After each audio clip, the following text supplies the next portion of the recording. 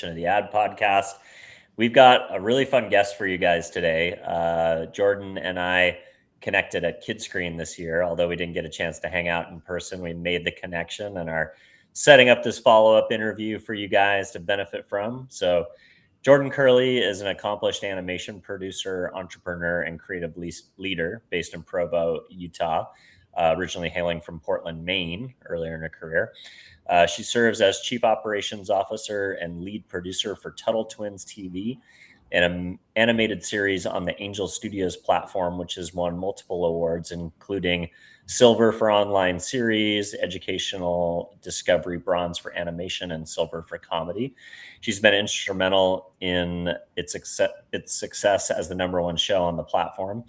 Jordyn is owner of Elephant Season Productions, a production company that she runs with her husband, Charles Curley, the Chief Creative Officer and Lead Artist, and Sketch to Screen, a service connecting animation creatives. She's currently producing 3 TV shows and focuses on innovative storytelling, client collaboration, and bringing creative visions to life. Her background includes work on major projects like Ice Age Collision Course 2016, from Blue Sky Studios, The Gallstone in 2007. Earlier roles such as PA in Story at Blue Sky Studios, Senior 3D Artist in Infusion Studios, Portland, Maine, and various graphic design roles. She's also offers workshops on consulting and teaching teams to use creativity strategically via jordyncurley.com. She's active in the animation community, debunking AI animation myths, hosting events, sharing insights on LinkedIn about industry challenges, leadership, and work-life balance, i.e. get off social media and live a full life. She was educated at the New England School of Art and Design, among others. And we're super excited. So Jordyn, thanks for coming on. Thank you, man. That was so long. I know, it's fun, right? It's like, this is your life. Yeah. So, even with the thoroughness of my bio research, I always like to kick things off for the audience on, a little bit of your perspective on how you got into the biz, as they say. Hollywood, whether it's coming at it from the digital kind of independent studio side of things or coming through the traditional model, is probably the most of the, it's all about who you know, kind of work your way up, start at the bottom, and hopefully make it to the top one day. So I think the audience would benefit from just a little bit of context on, where you grew up. Obviously, we know where you studied, but maybe a little bit of context and kind of how you got into the animation world, knowing that it's something that's, incredibly hard to break into. So. Yeah, definitely. And so many places to start. So originally, I actually grew up in New York. Awesome. I'm a New York native, secretly born in New Jersey, but raised in New York. And then, I think a lot of kids nowadays, especially, I think they're kind of pushed to grow up really fast and pick what they want to do really quickly. After high school, I actually took 5 years between high school and college to really decide what I wanted to do. And ultimately, I decided that I wanted to go into animation, and I moved up to Boston to go to school up there. And then while I was in school, this is something that I think a lot of people underestimate. I know you don't, because you were kind of the master of this. A lot of people underestimate networking. For sure. And the power of a really strong network. And I started that. I mean, even when I was in college, I led the New England chapter of an organization called CGRAPH. So ACM CGRAPH is a wider organization that's worldwide. And then CGRAPH is, they have chapters, and they have an annual conference that's about like 20,000 people every year. And so I led a chapter, and I volunteered at the conference for a couple of years. And then through that, I was really able to create a super strong network, meet people in the industry who were seniors. I was only in school, who are way above where I was and really where I wanted to be. And when I graduated, I interviewed for an internship at one of the places that I would regularly partner with through CGRAPH to bring in guest speakers and stuff.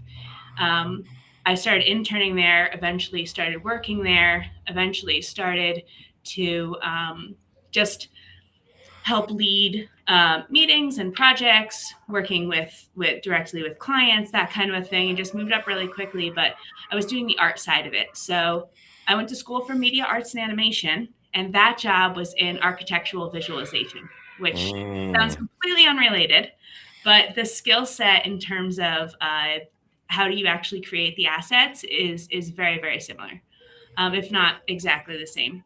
And so I knew that I wanted to go back into movies, not back into, but I wanted to start a career really in content, not in architectural visualization, which I could mm, stay there. It could have been, successful. It's a great industry. I definitely don't knock it at all. But it just wasn't where I wanted to be. And I think that that's one thing a lot of people are also afraid of is, well, I found this job and it's not where I want to be, but I'm going to stay here. And then they stay there and they're mm. miserable. And it's not even that the job is miserable. It's just that that's not where their heart is. And that's not ultimately what they want to do. So I took a huge leap of faith, and I took a job with a company down in New York. And actually, let me say, I thought I took a job with a company down in New York. When I got there, they said, "Oh, great! Let us know when you're fully moved in. Give us a call, and we'll set up a start date." And they completely ghosted me. Oh my gosh. So Completely did you ghosted.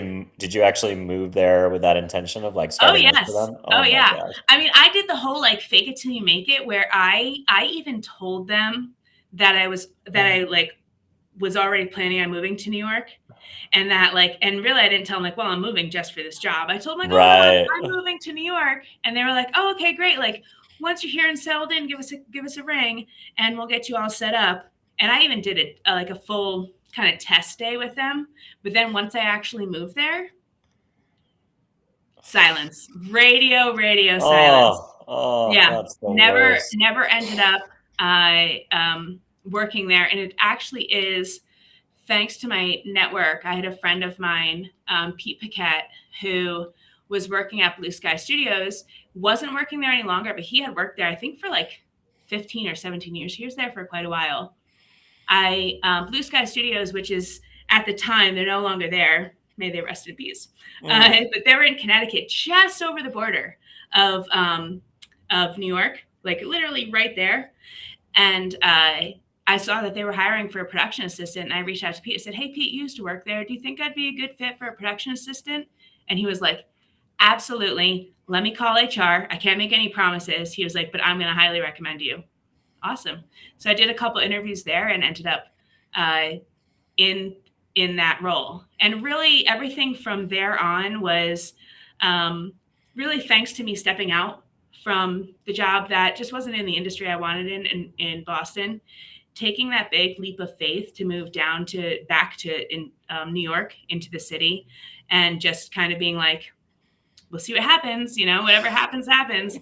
Um, and then a friend of mine helping me to just get in a good word into the HR department so that I could ultimately get that job at Blue Sky. That's really what kickstarted it. And again, I think that a lot of people are afraid to take leaps, and I've made a lot of leaps in my career. Just to kind of make things short, so I'm not sitting here talking for like forever. Uh, uh, After Blue Sky, I was doing production assistant work. So I wasn't doing any artist work at Blue Sky. Kind of missed it a little, especially once you're sitting around artists and you decide, hey, like I think I could do that. Like, I think I could be successful doing that. So I wanted to go back into art.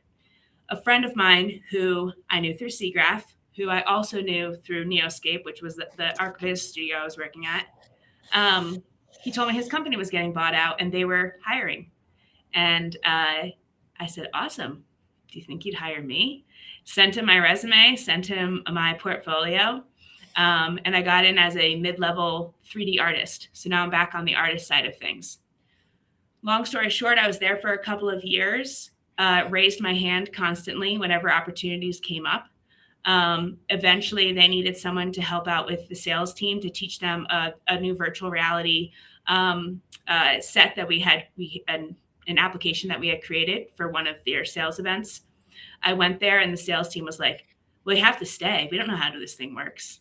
And that's where I ended up then more on the production side of things and the sales side of things.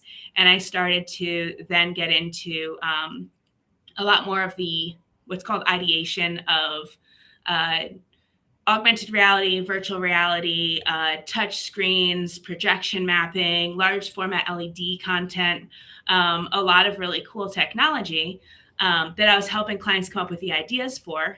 I was still doing some art for it as well, but mostly I kind of wedged my way into the producing side, not even realizing that that's what I was doing. I was helping clients come up with the idea, finding companies and internal and external resources to help execute that idea, and then following through to make sure that it got done on time and on budget. Producing, right? Yeah, pretty much, right? Yeah, and then 2020 hit, and at that time when the pandemic hit, my role was the I even forget the name of my role. That's the other thing. People get too caught up on like your titles. Yeah. I was like the director of digital content, something like that. Anyway, we were an experiential marketing agency, so we did Yeah. trade A lot shows, of events. marketing campaigns. Yeah, and we had really big clients. I'm talking like we had Samsung and Toyota and Porsche and GM and like really large clients, and everything got canceled that was physical and everything went digital. My workload went up dramatically, and I was definitely feeling the pressure, to say the least. So how the heck did I get into kids TV and animation from there? I had a friend call me during that time, and he said, "Hey, Jordyn, are you looking for a new job?" He had no idea what I was going through. Wow. And my answer was, no, yes, no, yes. I could be. Yeah, maybe. Yeah. And he said, well, one of the guys that I mentor, he's doing this freelance gig, and they're looking for a producer. It's out of Utah. I think you'd really like it. I think it'd be a great solution for them for a producer. Can I hook you up? And I was like, sure. Let me talk to these guys. Well, it was Daniel Harmon from Tuttle Twins. Yeah. And I ended up working on Tuttle. And then from there, just realizing that there was kind of a greater need in the Utah area for people to come together from an animation standpoint. Ended up helping out a studio here called Digital Gravy create a conference. They had to step away from the conference after the very first year, and they sold it to me. And I've now done one conference, but mostly a series of events where we bring together people in the animation industry in general, but specifically also here in Utah for mentorship, for learnings. We do panels, we do workshops, we do a whole bunch of stuff. And I started again through my network, got more and more connections to people looking for producers for shows, and started producing more shows and started our production company in 2021. And here we are today. I love it. So many places to go to next. I want to start actually from something you mentioned at the beginning of your bio there. So 5-year sabbatical, that is pretty radical in kind of the traditional thinking these days. But I'm just curious, what was the time frame there? Was it like between high school and college, and like what did you do during those 5 years, and how valuable was that time for you to really like figure out what you wanted to do, and how did that also prepare you, do you think, to have as much success as you've had, being able to take some of that time like while you were young to maybe explore some bigger questions about life and some more important things maybe than just what you're going to do for a job. Yeah. Right. Yeah, no. And again, I think it's a period of time that a lot of people underestimate. Yeah. I recently saw a statistic that people who are entrepreneurs and people who are very successful, even billionaires, millionaires, they were not your valedictorian. They were not the top of their class. they were average. They're the average people. I was perfectly average in high school. I was literally like almost dead center of my graduating class. Um, and I really had no idea what I wanted to do because I didn't want to go into. So my dad's a pastor, and he was also like he was a school principal. My brother went into teaching. My other brother went into pastoral studies, and I was like, well, yeah, I could do that, but I don't think that's really like what I want to do. Um, so instead, I got a job at a restaurant. It was a Red Robin that was opening. Uh, and it was my first real job. Like I had had jobs in high school and like, I had babysat and like in high school I worked at like a farmer's market and stuff like that. Yeah, Like I like had other side jobs. hustle type stuff. Yeah. Yeah. But this Yeah. was the first, like, this is your paycheck. This is like your job. No pay under the table. Like this is for real. Um, and I was only 17. And within a month of that job, I was asked to be a manager. Wow. And that is like the crux of every position that I've had ever since. Um, I think another thing people really underestimate is the skill set of being capable, of being reliable, of just anticipating needs, stepping up when other people aren't stepping up, not just complaining, but doing something about it. And that's really what I learned during that time was how to essentially just be a good employee. And by being a good employee, it sounds so stupid. Like, oh, you're a good employee and you move up. Like, yeah. And you know what? If you're not moving up, move out. Mm-hmm. Right. Um, that was actually one of the things when I was at Blue Sky. And it's one of the reasons why I also left. I was having my annual review one year, and my manager said, listen, Jordyn, you could continue coming in here year after year, she said, and I can continue giving you, the max because you're a great worker. I could continue giving you the max 6% raise. And that's just what will just keep happening.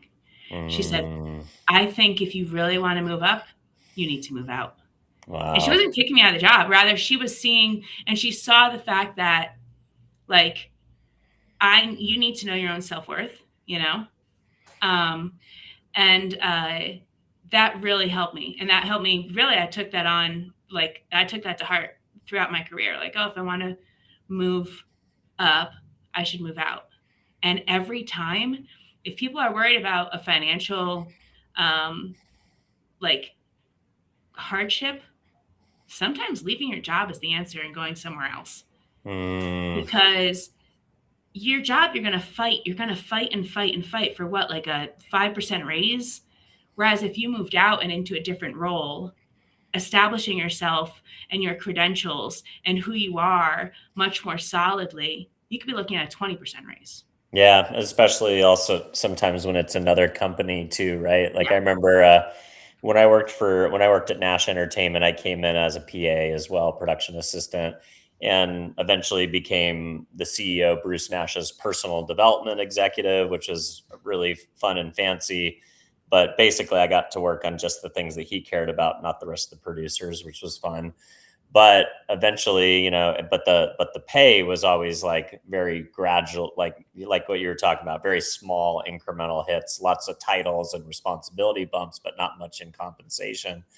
And when I kind of forced the issue and said, hey, like I need to be put on a show or I'm probably not going to stick around much longer, they finally found a show for me to work at. Again, it was like another 10% thing, but by then it had already become too late. I had put the word out to my network that I was looking to move. And then I got a segment producer role on Oprah Winfrey's Big Give on ABC. And I literally doubled my salary overnight. Yeah. And, when I came back and told them that, they were like, like very like, not shocked, but like, oh, great. Like, hope you're successful and all that stuff. But I think part of it is like, because I came into the organization as a PA, they were never going to quite see me like they would see me in gradual, progressions, but you come in as a PA, you're kind of always a PA in like some ways. Yeah. So that idea of like moving out to move up, I think is very real. And then I love what you mentioned about this idea, that you kind of have to like, I think for New York and LA, like you kind of just have to commit to moving to those cities if you're going to try and have a career in the entertainment industry, like one or the other. And I say that because like I had a similar experience, not where I got ghosted, but I was interning at the Ivan Reitman's company, Montecito Pictures in Santa Barbara. My last quarter, an intern basically, and the assistants had this coveted thing called the UTA job list. It was like this like internal document that would go around to people with different jobs that were available in Hollywood. And I just started applying to them and got a call back the next day while I was still in college. And they're like, "Oh, come up to LA. You have an interview tomorrow." I was like, "Oh shit." So I went up, expecting to like, oh, maybe I can get a job lined up for when I graduate. Right. I had a good interview with the temp agency. They sent me to meet Howard Bragman, the CEO of Bragman, Nyman, Caffarelli, big entertainment PR firm, the next day. He's like, "All right, well, can you start tomorrow?" I was like, "I'm still in school." He's like, "I don't give a shit. I need somebody to start tomorrow." I was like, "All right, I'll start tomorrow." So I was driving from Santa Barbara to LA 3 days a week during my last semester and spring. Yeah, and it was a long commute. It was, over a couple hours commute both ways. But at the end of the day, like I kind of forced myself into the situation where I had to I had to go all in. And then eventually, move to LA very shortly after I graduated. But I think like I oftentimes get hit up by young people and they're like, "Oh, can I do informational interviews with you? Or can you introduce me to people because I'm graduating in 9 months or 6 months?" Or, it's like, that's not how the entertainment industry works. Like when they want you tomorrow. This is not This is not Big Four accounting. This is not JP Morgan. Yeah. Like you set your stuff up, like you get hired and you go to work. Like you don't set things up, so to speak, Yeah. And it's interesting too. It's funny. So I also help like mentor students and like out of college, still in college, even students who are like high school and thinking about, maybe they want to get into the animation industry. When kids have a resume, the one thing that I always tell them is don't put your location on your resume. Like, the only acceptance to that is if you're applying somewhere out of the country, because our country is huge. The United States is gigantic. There's a lot of opportunity here, and maybe you live in Montana and the opportunity is in Las Vegas. But by putting Montana on your resume, you're basically telling them, "Hey, I live really far away from you. You should basically throw out my resume right now because I'm far." Even if in your cover letter you say like, "Oh, willing to move for the job," don't. And then when they talk to you, then you can be like, and where do you live? Be like, "Oh, well, actually, you can pull what I did. I'm moving to Vegas in a week. So I'm looking for opportunities in Vegas or Great whatever timing. it is." Great timing. Yeah. Like funny. fly out for an interview. Do what you got to do, because especially now our industry is really tight. There's a lot of studios closing, but there's still a lot of opportunity out there. But they're in very specific locations. They're in a lot of the smaller niche studios, things like that. And you just have to be willing to basically let them know, like, "Hey, I will do whatever I need to do for this job." And if they see like, "Hey, this guy lives in Montana, but he just drove to Vegas for the day to interview here," clearly you have ambition. Clearly you are motivated, and you're someone who takes this seriously, So yeah, that's important. I love it.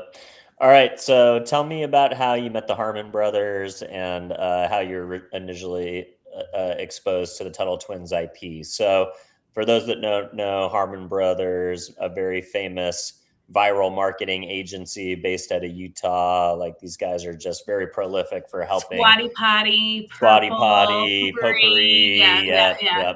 These guys are like the OG direct response social commerce agency, really, if you think about it, like one of the very early innovators. And then also the creatives behind Angel, which has been this massive kind of competitor to the Hollywood system within their guild format, where they're able to crowdsource these massive projects that are like regularly take over the top 100, both in TV and film inside of like iTunes and Apple TV. And have just built these massive franchises outside of the original Hollywood system, and then now are very much part of the Hollywood system. So how did you first learn about the Harmon brothers and Daniel, and meet Daniel? And then how did you get exposed to the Tuttle Twins IP, and like, what'd you think of it when you first saw it? Okay. I completely and utterly fell into it. So, okay. And here's one thing. It all started with when I was back at Blue Sky. I had one of the guys I worked with, his name was Moroni. And I was like, Moroni, that's a weird name. So I looked it up online, and I was like, oh, Moroni is an angel. He's a messenger angel. Cool. So I went to Moroni's office. I was like, hey, Moroni, did you know that you're a messenger angel? And he was like, yeah, of course I knew that. And then him and I just kind of became friends from there, right? That's like, cool. Super nice guy, great guy from Utah. And he eventually he left Blue Sky. He moved back to Utah, and he started a storyboarding and film school out here. And he is the one who ultimately was the one who gave me that call, who said, hey, Jordyn, are you looking for work?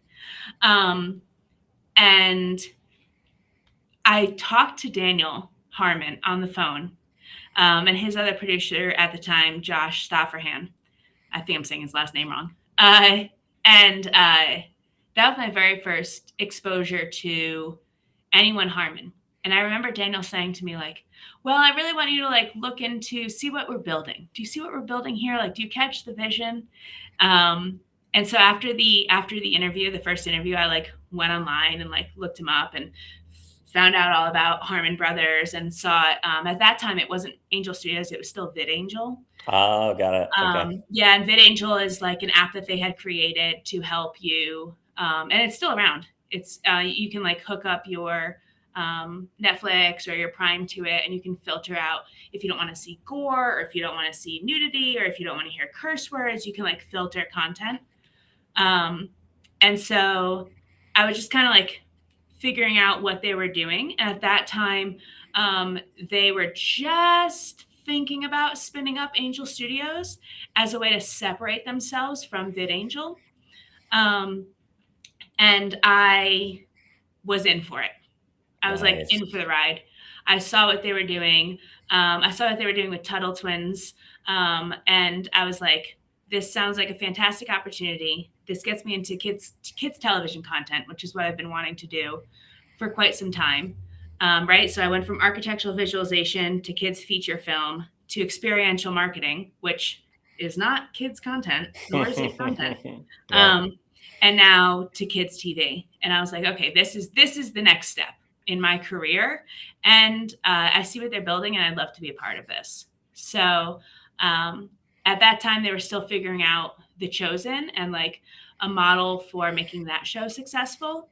And Tuttle Twins was going to be the first kids show that they had ever done. Tuttle crowdfunded. We raised, I think, $2.7 million through the crowd. And we were officially the highest crowdfunded kids show ever. Wow. And once we kind of got there, it was a matter of, okay, I have all these people who have never made any animated content before. They don't understand the pipeline. They don't understand the rules and regulations and whatnot. So I need to help educate. So through my own experience, both my schooling and my experience career-wise, I was able to help them get organized and really educate them on what this is going to take to create.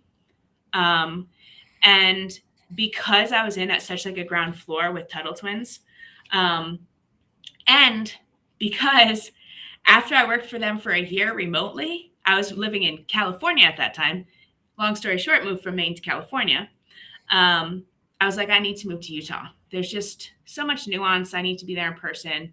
And I think it'll just help me to be like around people, who are making this content, and it'll just help rather than being remote. So I moved out here. No family. I don't have a speck of family in Utah. My closest family is in Seattle. My brother lives in Seattle with his wife, and then all the rest of my family is back out east. Wow. Um, and because I was helping Tuttle build this, I ended up getting really close with Daniel Harmon and his wife and his family.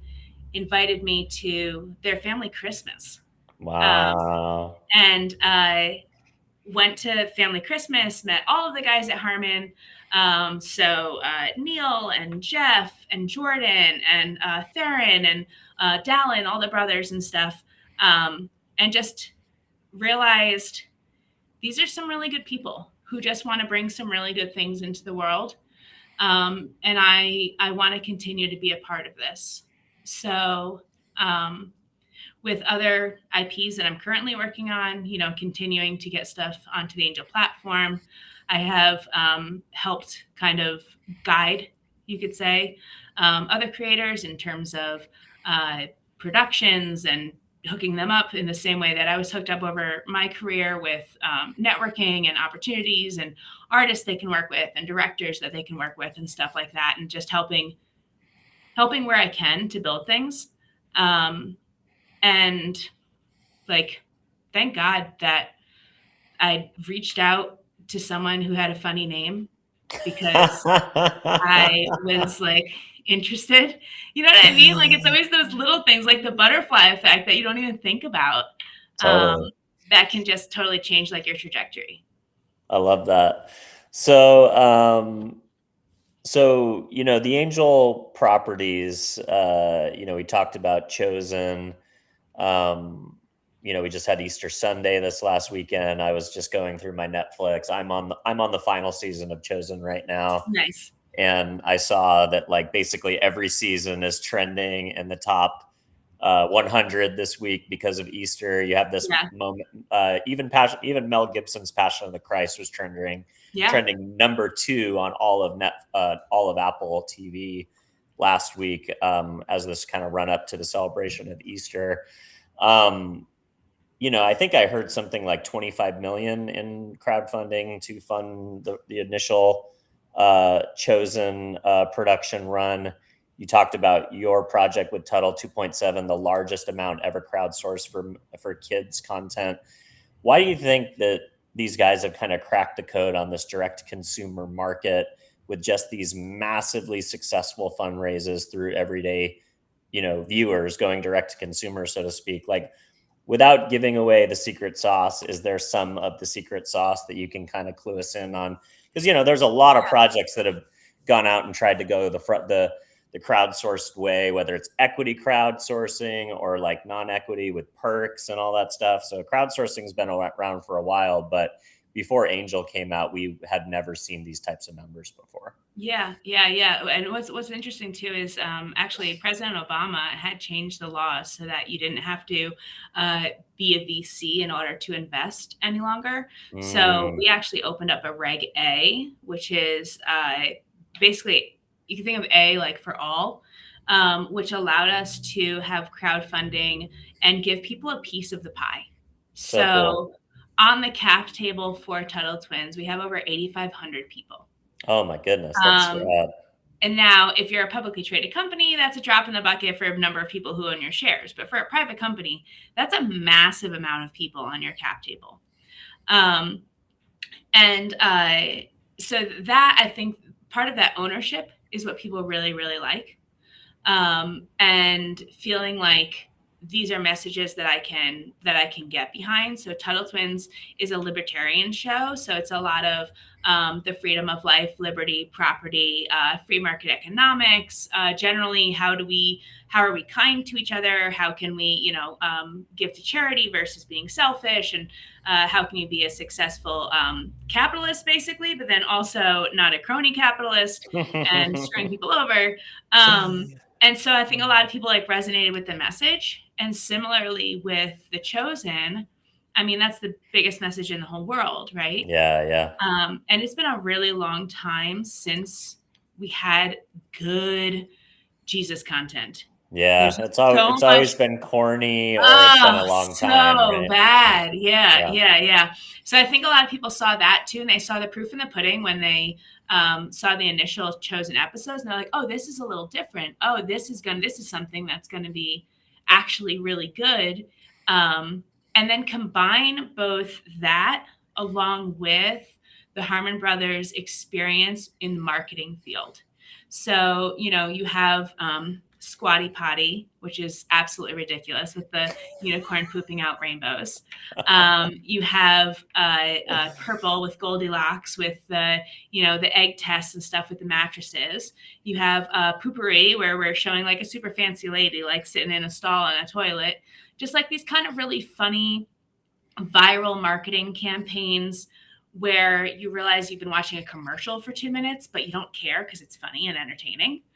And they were able to take all of their experience with their success on the marketing from the marketing agency and put that into the marketing for Tuttle Twins, put that into the marketing for just Angel Studios itself, because Angel Studios itself even did crowdfunds. They've done several rounds. Putting that towards, even The Chosen and really learning from your experiences, even though it's not apples to apples, right? Like I'm doing a Jesus show. I'm selling a thing that helps open up your colon. Like that doesn't seem to win, Very different markets. Yeah, totally different markets. But like, what can I learn, right? Like what experiences have I had here that I could put into play here, right? And a lot of it's just like, best time of day to post and what kind of ad buying you're looking at and who's your audience, because I think a lot of initially what Angel was getting was a lot of older audience members, and even over the years that we've been working with them, they've really expanded their audience to go from like an older audience to more family and young adults. Like they just had Solo Mio with Kevin James, and it was the number one ever on Rotten Tomatoes for romantic comedies.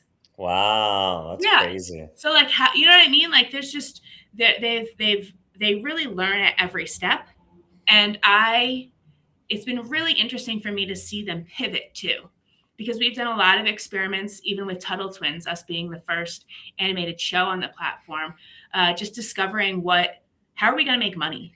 Right? Like how do TV shows ever make money? You make money through merch. Okay, what kind of merch? Or through distribution. Okay, but Angel's distributing. So Angel's our platform. So should we go to other distributors as well? For a while we sold NFTs, which we still have a good NFT library. Remember when those were big? Everyone remembers NFTs.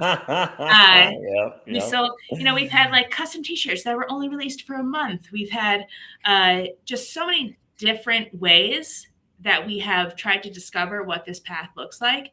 And now ultimately, the show is successful. We're self-sustaining and we're able to continue to run until no one's watching. That's amazing. Yeah. I love that. Was the Tuttle IP, like, was it a book first before it was turned into the TV characters, or was that kind of all done in unison? Yeah, no, so it was a book series. Yep. A book series done by two people, Connor Boyack and Elijah Stanfield.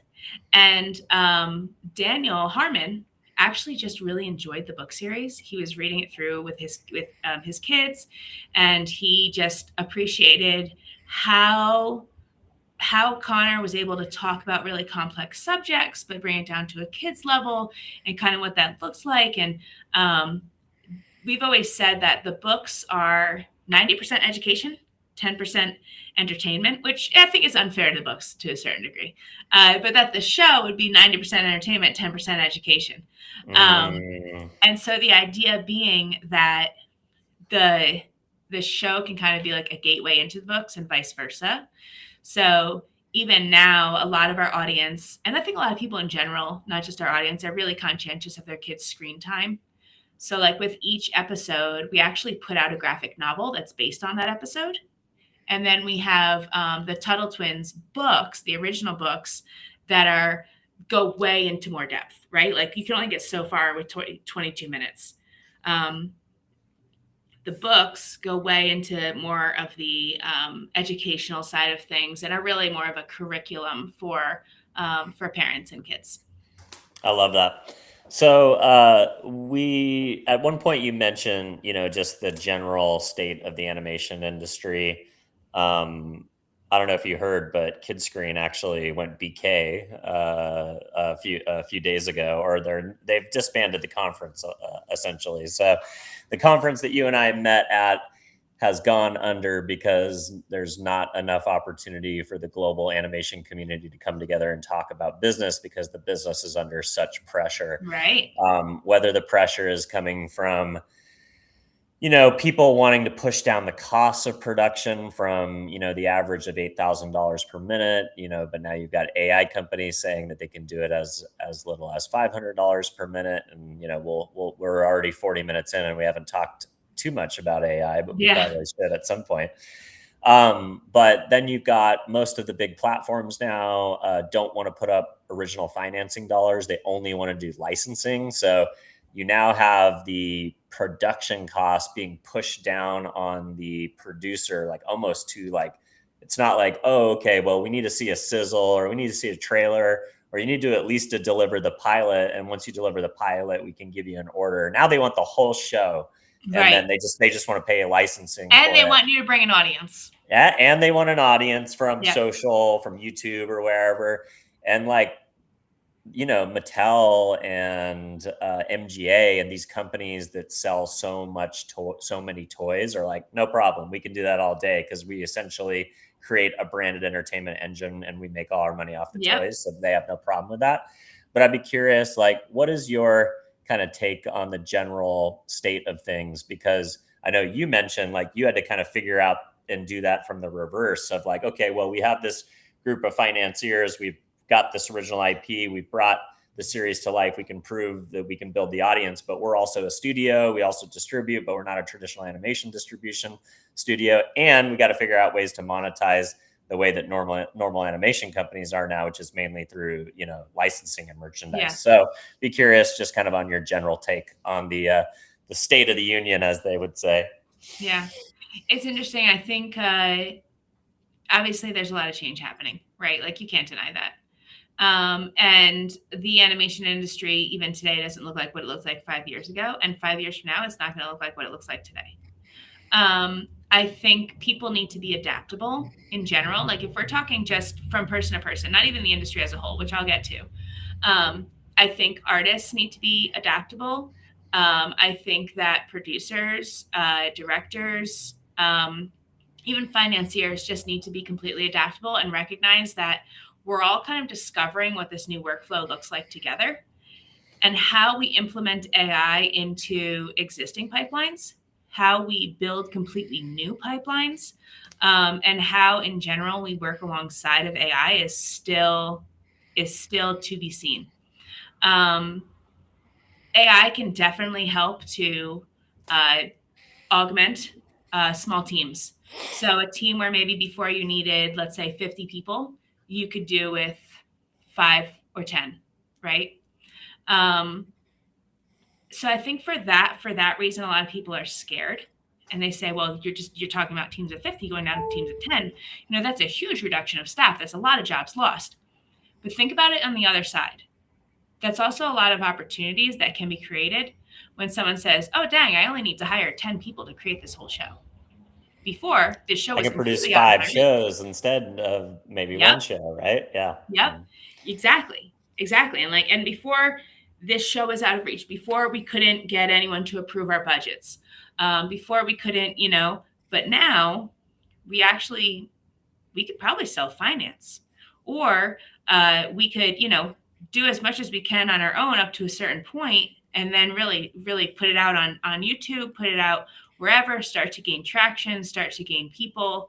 Part of the series that I do with here with Sketch to Screen brings in creators, and they come from all sides of the spectrum. We have people who are completely and utterly against anything AI, won't even use ChatGPT to help them write an email. Completely against it. I know there's a lot, like in animation, there's a big thing where like, if you create the characters from AI, like voiceover actors won't work with you. Like it's almost like a boycott culture right now. Like if AI was the creative that inspired the work, there's a certain group of the industry that won't even talk to you. Yeah. But But if you work with an artist to create key art, who sketched out or created key art somewhere, some way, and then brought that key art in and then had AI become the engine that animated Right. it, then they're like cool with it. So it's like, it's such a weird, like kind of moment where people are like drawing these ethical boundaries, right? Yeah, and I think part of that too comes from people afraid of like work being stolen and like where does AI get what it generates? I think for studios, most studios, they're extremely protective of their IP. So they have closed loop AIs where the only thing that's going into that AI is stuff that that studio has created. And so the only thing it's spitting out is based on work that has already been created that that studio owns, right? Like as a artist for whoever, whatever studio you're working for, if you look at your contract, they own everything that you create. So you draw them a character design, that's now their character design. They can use that character design however they want. They can make plushies out of it. They could put it into a different TV show. They could not use it at all. They could upload it to AI and have AI learn from that style and learn from those things. You as an artist have given away your right to that. On the other side, these platforms that are open, that are just general public use, that's where I think we need to figure out what's going on. In the same way that I don't know if you're familiar with like cue sheets and stuff for music, for TV shows. So for people listening, if you have a TV show and you have music, sound effects, anything that you're pulling from a library or even that you're creating yourself, you have that registered and you create what's called a cue sheet. And every single time that airs on TV, someone streams it, whatever, the original creator of that sound effect, of that music, gets a royalty. I think we need to figure that out for AI. If we are going to use other people's content without their permission, I think we need to have some sort of registration process where people say, like, okay, I have jordancurley.com. You can use anything at jordancurley.com. Here's my registration number. If anyone, whenever AI pulls from that website, it just needs to include the registration number and I'll get a royalty kickback for anything that's created based off of the information from that website. That's a huge lift. That's a huge lift. But I don't think it's impossible in the same way that it was a huge lift when we started doing it for music. You know what I Yeah. mean? Mm-hmm. And now you have people sampling other people's music. So you have like royalties inside of royalties, and it just gets really embedded. And someone coming from the outside, it's extremely confusing. But for people who are in it, all right, like that makes sense. That's just kind of the way the industry is. And I think we'll eventually get there. But like I said, we're just discovering right now what this new world looks like. If we're building it into existing pipelines, if we're building all new pipelines. But the fact of the matter is, if you are not adaptable, if you are not willing to say, okay, how can I change my own personal workflow? How can I help to alleviate the pressures that we traditionally see with pipelines by maybe learning some new technologies, then you're not going to succeed. I mean, adaptability has been key in the business industry for forever, right? Yeah.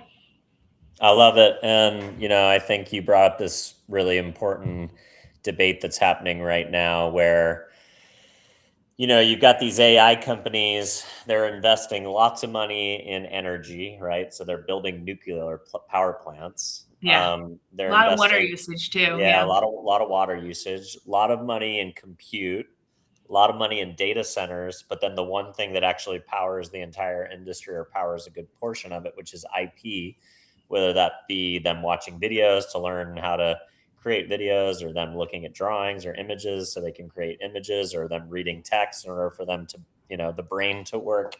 It's the one part of the industry where they're not willing to compensate at all. And they're just saying, oh, it should be an absolute free for all. And if we can find it, we should be able to hoover it up and, use it. But, if that becomes the case, then you have this limited chunk of IP out there, and all these LLMs are sucking up all the information and then creating new content based on that existing information. But how are we going to train these models unless there is new content being created? Right. If you take away the incentives and the or the ways in which people make money by creating content, there will be no new content to created to feed these models. So it'll just be bots talking to bots at some point. So and right now you can look at stuff and be like, oh, that has an AI look. You can totally spot it. I think there are some, and not all. I think there are some really fun AI things out there where you're like, oh, that's really cool and unique. But I think for the most part, when it comes to animation, it's like, yeah, that's like painfully AI. And it's almost like that uncanny valley and stuff like that. But I think a lot of it is going to come from indie artists, indie studios, small teams that are making stuff that's really unique, and not just a regurgitation of what's already out there. Not just like something that looks kind of like Pixar or kind of like Disney or kind of like, but something that is just really cool. There was a show out recently. I can't remember the name of it. And it was completely hand-drawn, and hand-drawn animation in general, has been gone for a while. There's still people doing it, definitely. But it's more of like a passion, right? But there's this show on HBO. Do you know what I'm talking about? The guy with the mushrooms? I think so. Yeah. I can't. Oh my goodness. It was beautifully animated. And it's something where you're like, well, that's super unique. And that is a very cool idea. And it is beautiful to watch. And the story is really good. And so I think in general, we're still going to want that kind of content. It's just going to be a matter of how can you use AI to help make that more accessible for people? Whether, like you said, it's I draw, 3 key environments, and then my AI is drawing other angles of those same environments. It's doing set extension. It's helping me complete a full turnaround. Maybe I of a 2D character, maybe I get front, profile, and back, and it's helping fill in all of the rest of the 360 I need for that character to turn around completely. How do I use this in order to make something really unique even better and faster and cheaper? Did you hear about Love Island with fruit or whatever? My kids have been telling me about this TikTok channel. Apparently it was the fastest growing TikTok channel in history, and it grew to like 4 million followers in like a few days, and then it like disappeared or something. But Love Island with fruit? That's funny. I don't know. I'll have to find it and send you. I wonder if it was made. I'm sure it was made with AI. So, where and when did you meet Charles, and how did you guys come together as a couple, and then as a creative couple, or did it happen kind of simultaneously? Or so we met in college. Oh, cool. Okay. And actually, he's younger than me. So had I not waited that 4 years, I would have never run into him, or 5 years, I would never run into him. And it was really interesting because he was ready to drop out of college. He was like done. I saw so much talent and so much potential in him. Not only from his actual artistry skills, but just from him as a person. I think as an employee, it's important to not just have a skill set, but have a good personality that people are going to really want to work with you. And Charlie definitely has that, on top of him being an excellent artist. But some people are just not good at school. Some people are just not good with the regiment. And he wasn't. He was ready to drop out. And I really pushed him. I graduated only 2 semesters, like 8 months before him. And I pushed and pushed and pushed him. And really, he helped me at a time when I'm sitting there finishing up classes and life's stressful and I'm working full time at the same time. And then once he was in the same position, I was able to help him. And so people say all the time, oh, you guys work together. I can never work with my spouse. And we're like, well, we've been working together since like the day that we got together, because essentially like in college, literally like he'd be upstairs rendering a project for me. I'd be downstairs because I worked in the bookstore at the college. I'd be like downstairs working in the bookstore. And then like he worked across the street at like a restaurant. And while he was working across the street, I'm watching his stuff to make sure that's rendering for him. And then I'm like getting him dinner while he's like spending a late night in the lab. Like it's just a lot of like give and take. Once we graduated, he graduated after me. So after he graduated, I was planning on moving to New York, and I waited probably about 2 years before I did that. And finally I was like, all right, Charlie, like I'm gonna move to New York. And we were apart for maybe 4 or 5 months, and he realized I don't want to be apart from her for that long. And yeah, he came down to New York to visit, and he proposed. Oh, that's so cool. And we've just kind of always had each other's backs. It's harder when you're more of a traditional artist, and which he is. He's a storyboard artist, so he does drawing. And especially when you're not in a hub like LA. New York isn't really a hub for that kind of content. It is and it isn't. And I would, whenever I had an opportunity, give him whatever freelance work I had coming through for whatever job I had. We need someone for 2 weeks to help out with this. We need someone to edit this. We need someone to, and I would just throw him freelance work constantly. And that was kind of the start of our like professional working relationship, because I was essentially signing contracts that he's the contractor for, you know? Yeah. Mm-hmm. And then when we started at Tuttle Twins, I was talking to Daniel and I said, Daniel, listen, I know that we need artists. I said, I recommend my husband. I said, but I don't want you to think that I'm recommending him just because he's my husband. I said, so let's give him an art test. And he goes, okay, yeah, I think that's fair. And I gave my own husband an art test. And the second that Daniel Harmon saw it, he was like, oh, no, this is great. No, he's good. And he started out as a background designer, moved into storyboarding. He's kind of the storyboard artist that people always ask for now in the show. And he just directed his first episode. Oh, so, amazing. So yeah, cool. Yeah. So it's been really great to work together. I love that story. You know, I think me and my wife weren't mature enough to work together in the early days of our career, but we do now, and it's pretty fun when you can come together with your significant other and your spouse and, you know, make business partnerships work. I think it can, you know, you have to know where to like draw the lines, but that's what I was just going to say. He actually will do that. He'll be like, hey, Jordyn. And I'm talking to my wife here. I'm not talking to my producer. And he'll say something, or he'll like complain about something, or he'll like, but you know, I'm talking to my wife, not my producer. And so I have to like switch my hats. And I mean, I have to be good on the other side too, to be like, okay, as a producer, I know what I want to tell him, but as a wife, I just need to listen and be supportive, you know? Yeah. I love it. You know, you mentioned kind of the creative hub of LA. You know, LA is responsible for the most amount of YouTube views than any geography in the country or the world, and that should be expected. But Utah is actually the second amount of YouTube views in the world generated is Salt Lake, Provo, kind of adjacent. You know, lots of creators, a lot of creator economy businesses. We talked about, you know, obviously the Harmon brothers' early work in the marketing space before they got into the studio business. You know, companies like the Ben Group and Zephyr and Shonduras and the Space Station crew and Chamber Media and so many great iterations of like Utah-based performance agent marketing agencies and or companies, direct consumer brands, etc.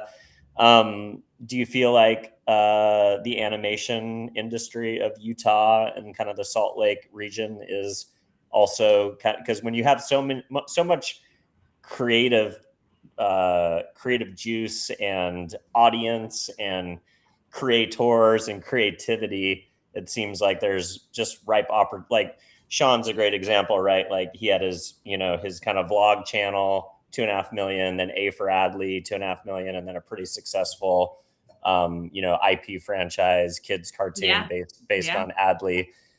Do you feel like more creators, especially family creators in Utah, because they already have those family audiences, are ripe for like the animated version or an animated project? It's funny that you say that. Actually, I'm working with a creator right now who we're in the midst of making his show into a full animated show. And with the way the industry wants you to come right now, with not only having stuff, but bringing your audience, that is so important for getting a show sold and getting it funded successfully, coming with your own audience. Um, I think that here in Utah specifically, not only is there like a great sense of creativity, but there's also a great sense of entrepreneurship and ownership. Which being creative is great, but if you're not doing anything with that, then what's the point? Any successful business needs to have your creative, but you also need to have your entrepreneur who has the larger vision. And you also need to have your manager who is the person who's like, all right, let's make a plan to get this done, right? Without those three people, being creative in a vacuum is really all you're doing. And I think that Utah is uniquely positioned for all of those roles. You have a lot of people that have the entrepreneurship and the vision. You have a lot of people that are motivated with like, all right, let's get this done. Let me be your manager. Let me help you to, see that vision through, and how can we make this successful? And then you have your creative who's like, okay, and how can we make it pretty? And how can we make it, unique? And how can we draw people to it? And that's true regardless of if you're making a TV show or you're making the next J Dog's hot dog stand. You know what I mean? It's just kind of what you need. And I think that there's a lot of that here in Utah. And I tell people all the time, oh, everyone you meet in Utah will have their own LLC. Like everyone has an LLC here. It's just kind of a given. It's great. No one likes to pay taxes, and there's a lot of stuff that you can do with an LLC, filing as an S corp. But then also at the same time, it's because they realize that ideas that they have they can spin into businesses and be successful. Dude, there's like every chain ever in Utah. It's insane. Oh yeah, I mean, and a lot of them come out of there, but yeah, you're talking about I think one of the guys at Chunder at Space Station, like before he started running Space Station, he ran a successful Chick-fil-A franchise or something like that. It's like going back to the Red Robin example. Sometimes just being like a good employee and learning how to like put your shoes on every day, show up and like do the job. Like that's foundational, I think. Yeah. Well, Jordyn, it's been a pleasure getting to know you a little bit offline, and especially more today, in front of the audience. So really appreciate you taking some time to chat with us and let us know about what you're up to, giving us your perspective. If folks at home want to connect with you or follow along with what you're thinking, where would you like to send folks to stay up to date? LinkedIn is the easiest. Nice. JORDYNCURLEY. I'm the only one named that on LinkedIn. So I think at least. Awesome. We will link to the show notes. And for those of you who are watching the show for the first time, don't forget to give us a follow or subscribe. If you're listening to the show, a honest review on whatever platform you might be listening to on is how we find a bigger audience organically.